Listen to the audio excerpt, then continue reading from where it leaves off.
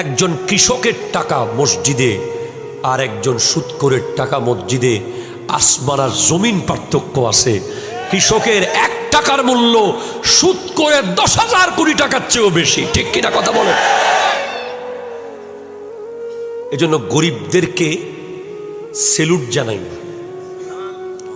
যারা গরিব হওয়ার পরেও মসজিদে টাকা দেয়, তারাই মূলত মসজিদের রিয়েল টাকাটা দেয়, ফ্রেশ টাকা, নিখুঁত। এজন্য বেশি বেশি বড় লোকের পিছে পিছে দৌড়াদৌড়ি করবেন না, গরিবদের থেকে নেওয়ার চেষ্টা করবেন। গরিব প্রাণের সময় দিতে চায়। ঢাকায় আমার যে মসজিদ হচ্ছে 11 তলা খিলগাঁও, একবার 60,000 টাকার দরকার, পরের দিন লাগবে। বিশাল বড় বড় ব্যবসায়ী, শ্রমজীবী, কাউকে এই মুহূর্তে পাওয়া যাচ্ছে না। সকালে মিস্ত্রি